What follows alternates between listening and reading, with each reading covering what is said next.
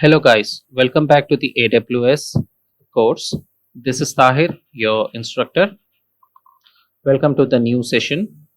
This today's session is how to sign up on AWS.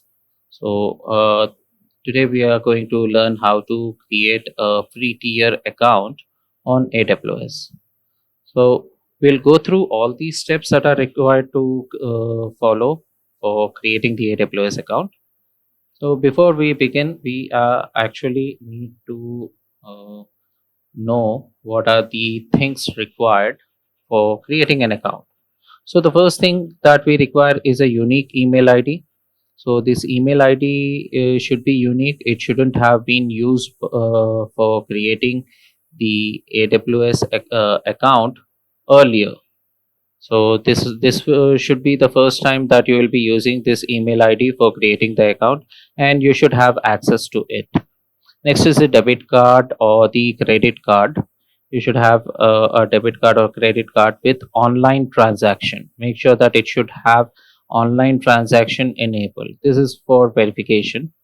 And the final thing that requires is a unique mobile number. Again, you need to have access to this mobile number so that you can get a SMS with the verification code to verify this mobile. Now let's continue. So what we need to do is first we need to go to Google, and in Google search box we need to search for AWS free tier, and in the result you have to choose the AWS free tier account page. So clicking on it will open the AWS free tier page. In that you will find here in the left you will find a button with label create a free account. Click on that free account, create a free account button. It is going to open the sign up page. Now this starts the sign up for AWS account. So here when we will be creating an account on AWS, that is when we'll be signing up for AWS, we will be actually creating a root user login. We are going to create a root user login credentials. So the root user will be the top level user who will have all the privileges for the services available in the account. So all the services that AWS provides can be controlled by the root user. Okay, this is the top level. Now you have to give the email address which will be the username to log into AWS account. So that will be the root user's email address, and you have to give the AWS account name. So this is a name for the account. Okay, this will be the name for account, and click on verify email address. It is going to send an email in your inbox with the verification code. So you need to open the inbox and check for the email from AWS with the verification code. Enter the verification code in this box so that the code will be verified, and then click on verify button to proceed to the further steps. So once it verifies, it is going to display a message on top here telling that it's your email address has been successfully verified. This confirms that your email address is verified and it is not being used earlier also. Now give a password for the root account. Okay, give the password for your root user and confirm the password by retyping it again, and click on continue, step 1 of 5. Okay, next, in the next page you have to specify why do you want to use this AWS, whether it is for business or personal. Since we are in the learning stage, we will be choosing the personal. Okay, next we will be giving the contact details here. So we have to give the full name, country, choose the country code, and give the mobile number or the phone number, and then choose the country or the region and give your address, the city and the state, province or region in which you live, and finally give the postal code. After giving all these details, you need to check that I have read and agreed to the terms of the AWS customer agreement. So you need to definitely check mark this and click on continue to proceed to the next step. In the next step, you need to give the billing details. So in the billing details, you need to provide the credit or debit card details. So give the credit card or debit card number, the expiration details, and the credit or debit card holder's name which is printed on the card. And for the billing address, either you can use the contact address which you have already given in the previous step, or you can give a new address. Okay. After entering all these details, click on verify and continue to proceed to the payment gateway page, where it is going to open the banks page for entering the OTP if it is required. Get the OTP and enter it in the specified box and click for the payment. After the payment is successful, it is going to proceed to the next step, that is confirm your identity. Here you need to provide your mobile number for verification, as I have mentioned earlier. So give the country code and give your mobile number and enter the security code in the below box and click on send SMS. It is going to send the SMS which contains the verification code. In the next step, you need to enter that verification code. Okay. The verification code you need to specify and click on verify button to verify the mobile number to confirm your identity. Once it is verified, it is going to take you to the final step, that is select a support plan. So the support plan, here there are three basic plans actually. The first one is the basic support, which is of free. Second one is the developer support, which is the charges starts from $29 per month. Finally, the business support, which starts from $100 per month. Since we are into learning stage, we don't go into the development or business. So we are not going to spend any money. We are going to choose the basic support, which is of free of charge. Let the default free basic support be selected and click on complete sign up. This will actually complete the sign up and give you the congratulation message and thank you for signing up for AWS. Now it is going to activate, the AWS is going to activate your account. It might take a couple of minutes, some minutes for activating it.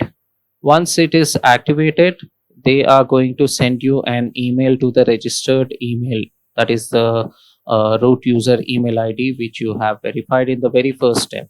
Okay, so check the inbox. If you have received the email, that means your account is activated and now you're good to go to log in into AWS Management Console and explore the dashboard, the home console. Okay, so we are now going to log in into the AWS Management Console and we will explore the dashboard. Okay, so in the Google page, just simply type AWS console login. Okay, and choose the first link, and in this page click on sign into console. On the top right, click on sign into console. This is going to actually open the sign in page. Since we have created the root user, okay, we have created the account with the root user, we haven't created any IAM user. IAM user is a normal user which is created in the AWS account for other people to actually use these services. Okay, so we'll learn more about the IAM user in the coming sessions, and we are definitely going to create an IAM user, and we are going to further use only the IAM user for accessing in order to protect our root user. So now we are going to log in. So let the root user be selected and enter the root user email address using which you have logged in, signed up. So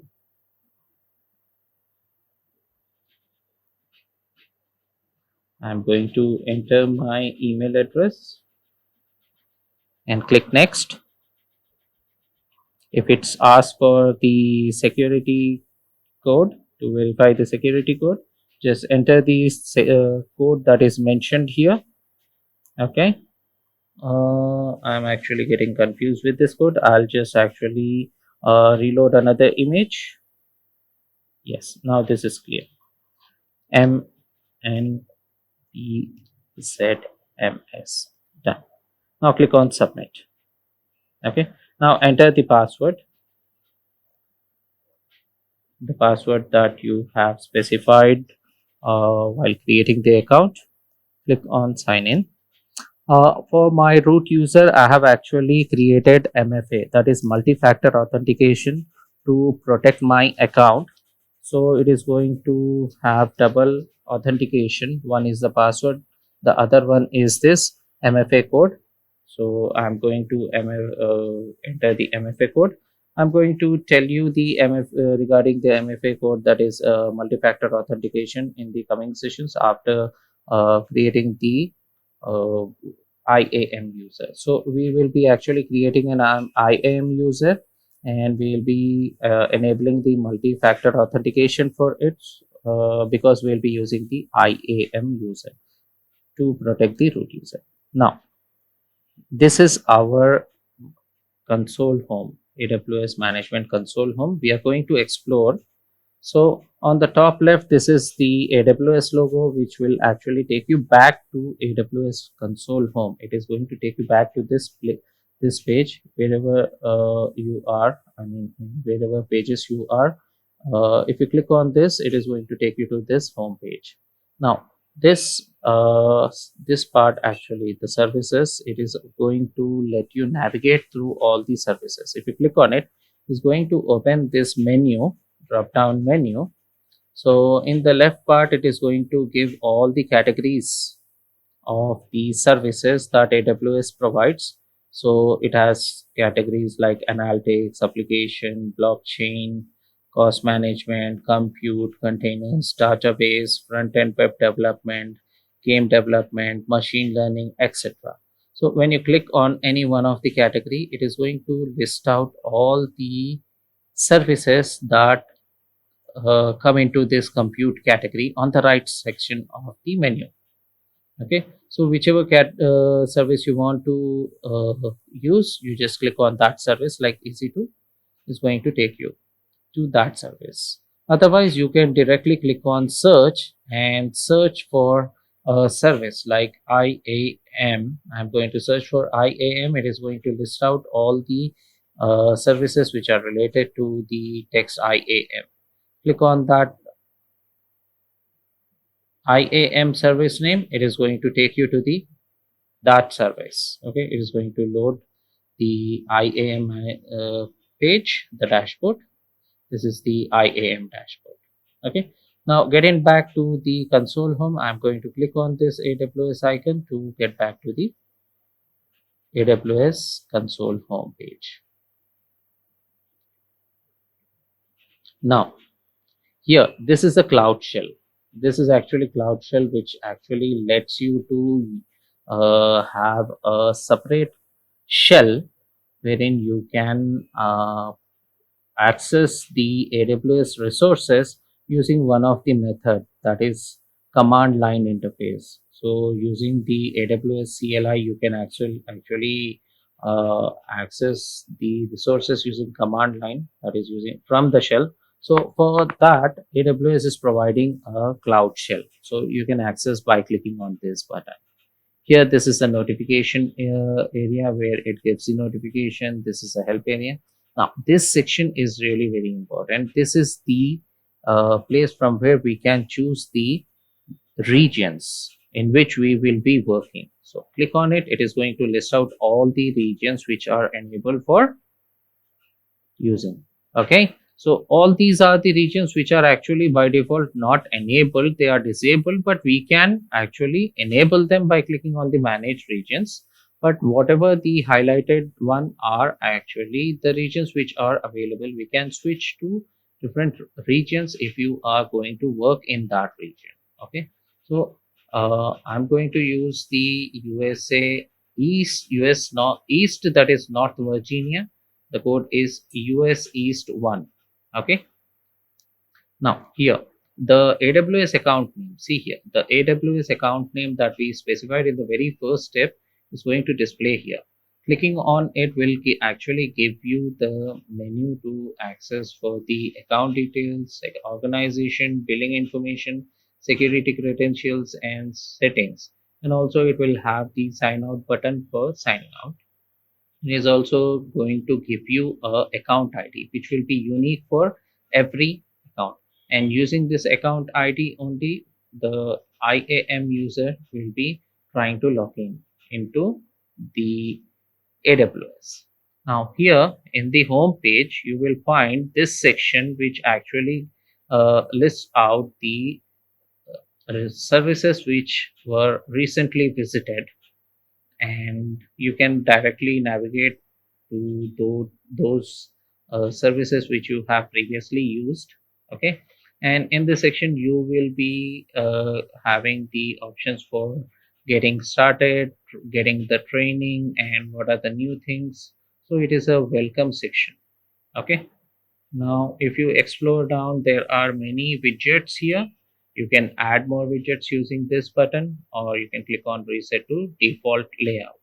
If you want to change, you can change here as per your convenience. So this is your console home. From here you can actually, as soon as you log in, you will be redirected to this page. From here you will be actually working. You will be navigating to the services whichever you are intended to work in.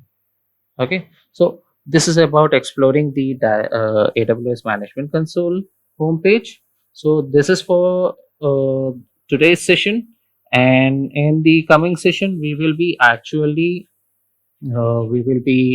uh, changing some of the settings, like we will be changing billing preferences, and we will be setting a budget, a monthly budget, so that we can have control over our expenses. We might not cross the budget, get overbilled, and then we'll be actually creating a IAM user, a group, and then we'll be creating the what we say, we will be enabling the multi-factor authentication, and finally we will be installing the prerequisite applications, so that we will be working in which are used for while we are working in AWS services. Okay, that's it for this session, guys. See you in the next session. Thank you. Bye.